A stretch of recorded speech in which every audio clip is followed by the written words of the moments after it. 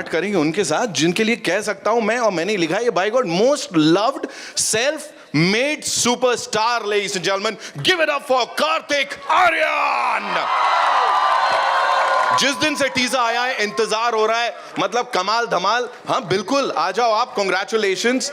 And आग लगाने के लिए आप तैयार हो, हम भी तैयार हैं, देखते हैं आगे क्या होता है। Now to invite on stage, ladies and gentleman, उचित दूरी बनाए रखें, the one, the only, the gorgeously talented Kiara Advani, ladies and gentlemen. Welcome, welcome, welcome. And now the very versatile, मतलब स्क्रीन पे आते ही मतलब खुशी के बीज बो देते हैं ये। Give it up for Rajpal Yadav sir. और अब जिन्हें मैं बुलाने जा रहा हूं उनके लिए यही कहना चाहूंगा, he is the king of family entertainment, ladies and gentleman. और ये नहीं कह सकते कि इतनी फिल्में, इतना ये, मैं सिर्फ यही कहूंगा डेकेड्स के हिसाब से इन्हें प्यार मिला है। करीब करीब 40 सालों से, not just as a director but also as a writer, हमारा दिल जीता है। फिल्मों की अगर मैं बात करूं, 50 से ज्यादा ब्लॉकबस्टर्स एज अ राइटर। शोला और शबनम याद है? बोल राधा बोल, आंखें, राजा बाबू, मुझसे शादी करोगे, और न जाने कितनी सारी फिल्में। डायरेक्शन की अगर मैं बात करूं, जैसे मैंने कहा, king of family entertainers, ladies and gentleman, प्यार तो होना ही था, हो गया। नो एंट्री चाहे कितने ही बोलते रहे, एंट्री सबने ली इनके दिल में। Welcome Singh is king, and now the biggest blockbuster of this year, ladies and gentleman, भूल भुलैया 2 के director Anees Bazmee.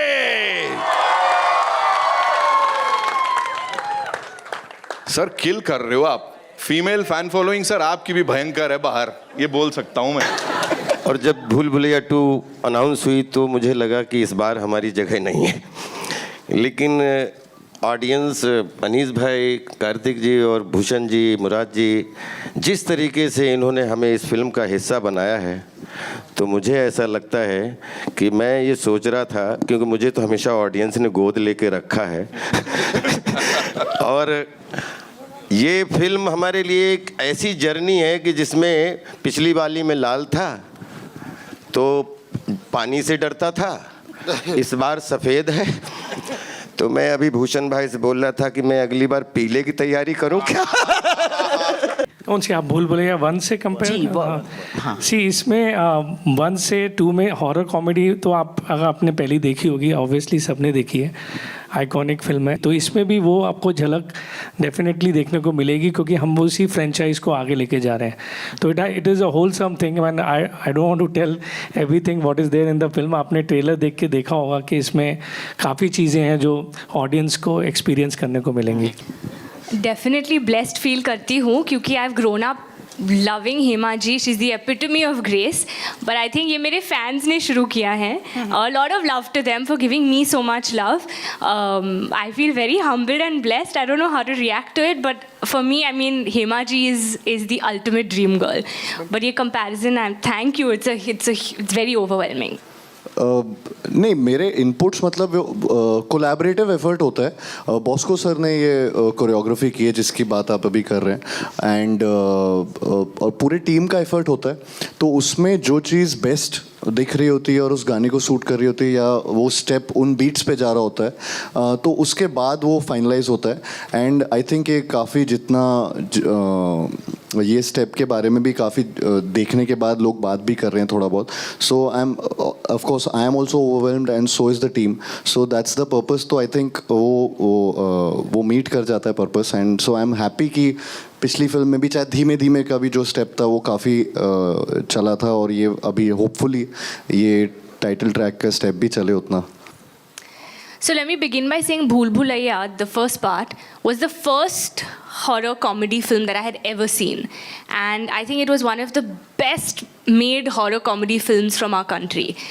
And what they have obviously created, the character of Manjalika and of Akshay sir and Vidya ma'am, I think what they have done, those shoes are too big to fill in. We are not even attempting to fill in those shoes. We're just trying to do our work at the best we can.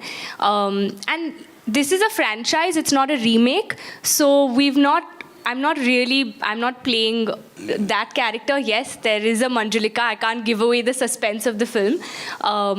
But I think they were the inspiration, and we've tried to do our best at these characters that Sir has written for us.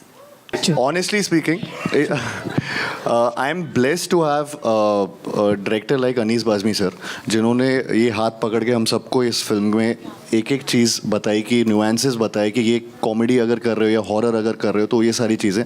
तो हमारा जो captain of the ship है वो इतने strong थे कि एकदम हम लोग भी मतलब पूरी तरह से आपको कैरेक्टर्स में दिखेंगे, पूरी तरह से एक एक चीज़ पकड़ के चल रहे हैं। So I think that is the main thing, that is the key thing. जब भी आप कोई फिल्म कर रहे होते हो तो एक वो इंसान चाहिए होता है एज अ डायरेक्टर जो आपको मार्गदर्शन दिखा सके। मैं विश्वास नहीं करती हूँ, बट जब हम शूट कर रहे थे, कार्तिक और अनीस सर ने काफ़ी प्रैंक्स किए मेरे पे। I think you all should tell this story.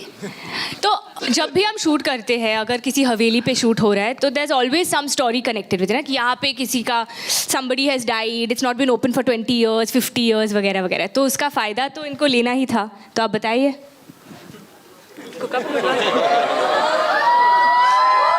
मतलब like as it to escape me while shooting guys. हवेली का फायदा। My bad. ऐसे Let me rephrase. Can you please rephrase? Yes. Yeah. We were shooting. It was 3 o'clock at night. बस रहने दे। हाँ, वो एक अलग किरदार था और एक ये अलग किरदार है। वही बात मुझे बहुत अच्छी लगी कि पिछले वाले किरदार की मानसिकता के अनुसार जिस तरीके से प्रियन जी का इंटरप्रिटेशन था, तो मुझे ऐसा, मैं सोच के आया था शायद मेरा किरदार रिपीट होगा, लेकिन थैंक्स टू अनीस भाई और कि जब हम सेट पे पहुँचे तो पिछला कोई किरदार का, क्योंकि एक्टर तो एक ही होते हैं लेकिन उसकी मेंटालिटी चेंज करने का जो काम किया वो एक जादूगर के रूप में अनीस भाई ने किया। और मुझे खुद लगा कि मेरा एक नया किरदार है। और उसमें मेरा जो था वो बहुत सारी कास्ट के साथ कोई इंटरेक्शन नहीं था ज़्यादा, लेकिन इसमें फ्रॉम द फर्स्ट डे से जिस तरीके से कार्तिक ने एंट्री की और फ्रॉम द फर्स्ट डे की उधर ऐसा लगा ही नहीं कि वो किरदार में और इस किरदार में मेंटालिटी वाइज कोई लेना देना नहीं है।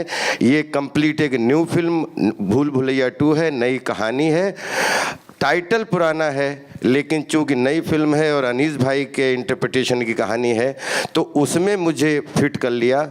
इसके लिए मैं सौभाग्यशाली हूँ।